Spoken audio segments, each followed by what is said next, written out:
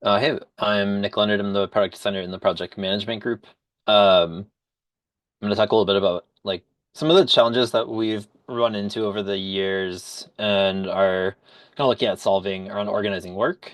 And so the kind of general context to this is that um, when teams come into GitLab, most of the time they're coming in for SCM or CI. And so they're structuring their teams, they're structuring their instance around code because that's kind of like why they're here. That's their main purpose. A lot of the access management is structured around who can change the code, who's a maintainer here, who's a developer there. Um, but the structure of the teams themselves doesn't necessarily mirror the code. You might have libraries that many teams contribute to. You might have things that only certain teams can access, but it's not necessarily one to one. So you kind of end up in this situation where you have lots of groups and projects that work pretty well in terms of structuring kind of the application, but maybe don't reflect any sense of team or organizational kind of hierarchy in that same sort of way. So we have groups and projects. They're certainly useful, and they're certainly useful in ways related to SCM in particular. But they're very rigid, and especially when we think about the plan context of um, creating work items and documenting the work. That doesn't always kind of map. So what we kind of see is there's kind of two sort of high level structures that you might see. So on .com, generally a single team organization is going to have sort of a root level group just because that's kind of what we force them to do.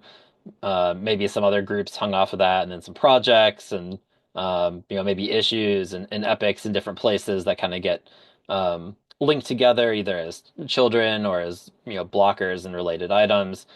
So you can create the sort of structure of work items that gets kind of hooked together. It all kind of rolls up into one place. We see this today through our GitLab org group where, I mean, we have kind of a weird structure with a mono repo and everything in one place, but everything kind of still rolls up to um, GitLab org, and you can kind of see stuff there. And that works like okay, and especially if you use like labels and things like that, you can kind of get to a filtered view that is close enough to like a team, right? Like what we do with our group labels and things like that. Um, but then you start looking at self-managed, and we remove that requirement that everything kind of rolls up to a root level group. That no longer matters. They control the instance. They create groups however they want, and they might have groups that they might have a bunch of top level groups, subgroups, and you can still kind of link things together. It starts to get a little bit harder. Um, but there's not really anything kind of sitting on top of these to, what if I want to pull together a list of, this issue, and this issue? It's not really a good way to do that today. It's generally something they're gonna use an outside tool to do. Um, so the basic, challenge here is that setting up an ideal structure that supports both code and teamwork is very challenging. It's like one of the early challenges I think teams have when they start trying to scale their use of GitLab is like what's kind of the perfect structure. And the reason that's so important is because reorganization, like moving, transferring groups and projects, is very painful. It's not easy to do. Um, and it's probably not going to be something that we can make that easy to do because of the connection to source code management. So you do kind of want to get it as right as possible the first time. Um, but the impact of these is that it can make it seem that keeping your work items outside of GitLab is easier in some ways because you maybe have another tool already set up with all of your access controls, all your teams set up, um, and you're not trying to kind of blend those in a way that kind of makes both things harder. And of course, we don't want that, right? We want the platform to be cohesive. We want people to be able to use it and for both code and for their planning and work tracking. Um, that's kind of why we're looking at this and thinking so much about it.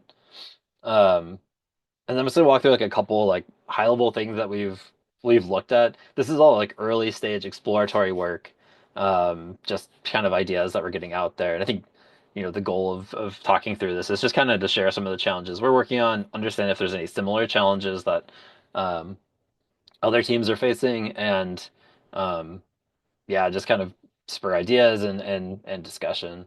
So the first thing that we looked at was just we have this concept of dashboards today. You may not think of these as a dashboard necessarily, but like when you go to like your assigned issues, um, we sometimes call it the issue dashboard, and it exists at essentially the instance level, and then you can like filter down. And so that's kind of one way that you can get to a list of things across top level groups. Um, but the problem there is still that you're relying on filtering, and there's no real shared data across those top level groups. Like you can't have a label that exists in three top level groups, just because of the way that works today. Um, so it's kind of there, but it's not super effective. It's also like there's a lot of performance challenges with this. Um, so it's something we already kind of have. It already kind of works, but it's not really an ideal solution for getting to this kind of outcome.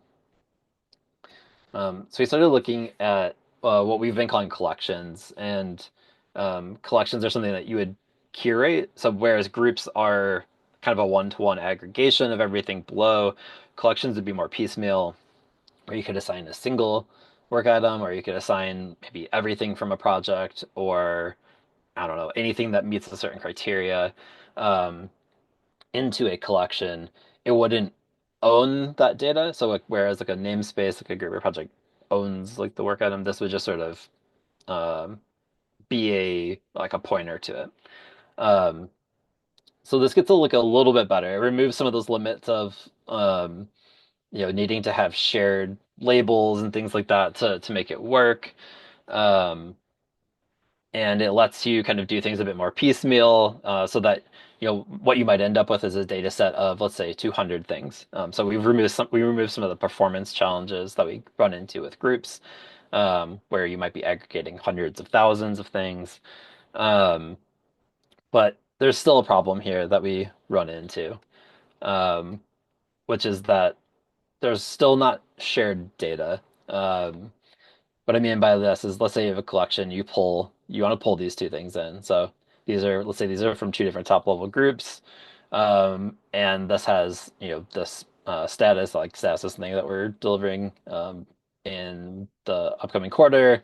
It'll be custom sort of like labels, this milestone, this label, this custom field.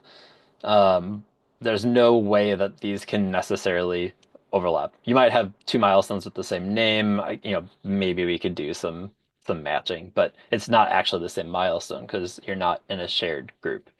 Um, so let's say you pull these in to a collection, like your personal status board collection, but you can't like group these in any meaningful way. You can't manage that data. You couldn't build like a easy way to sort of move things across, right? You'd have columns that are completely siloed, and you could never move this to this or this to this because these statuses aren't available uh, to the other item. So then we started thinking about like basically extending collections a little bit further to basically have data. So it still doesn't own items, but it's just extending items with data.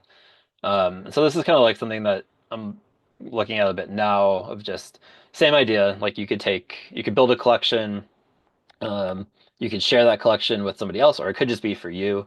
I think the idea of like a personal collection is pretty powerful.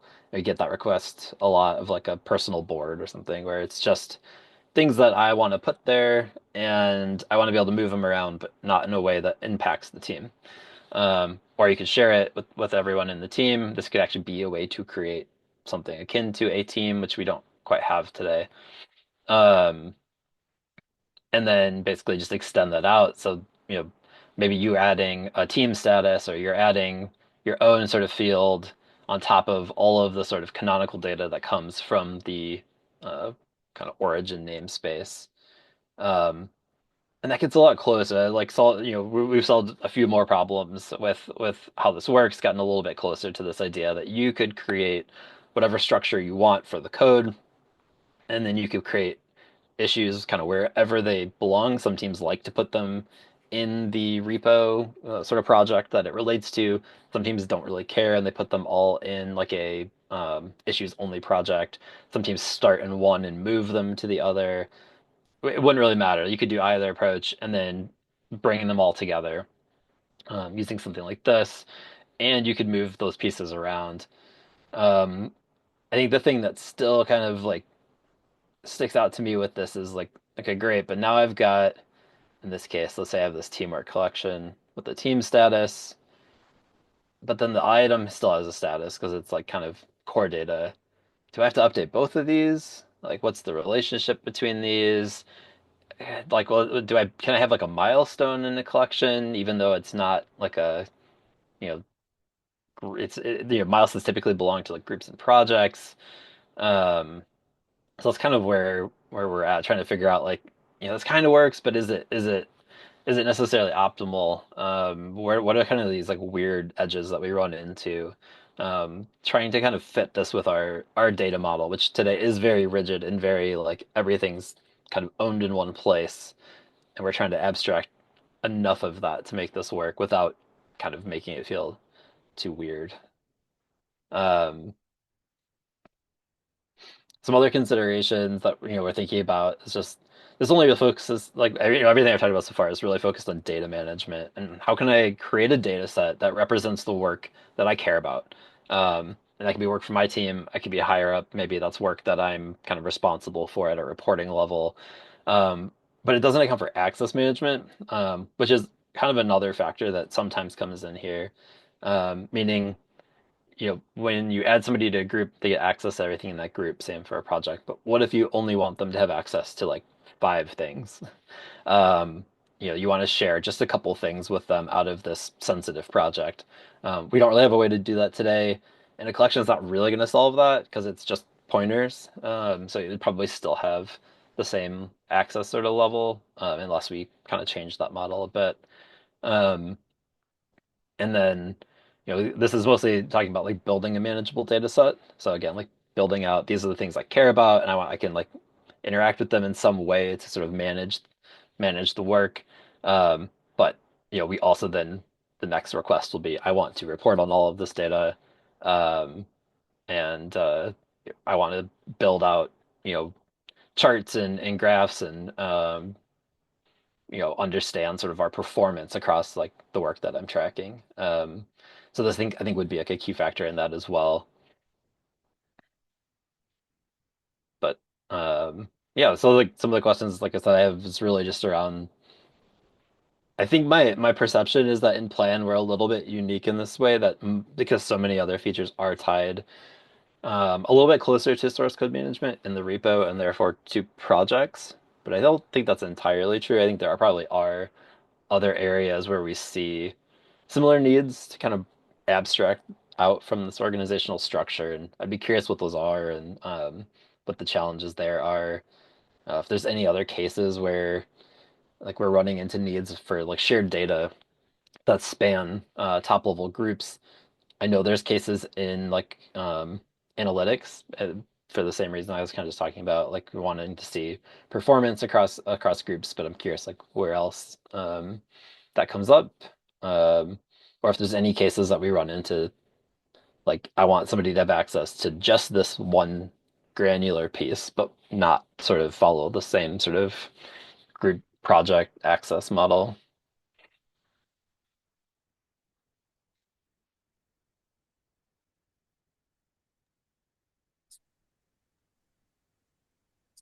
Nick, I'm starting to type, but I'm gonna say it instead.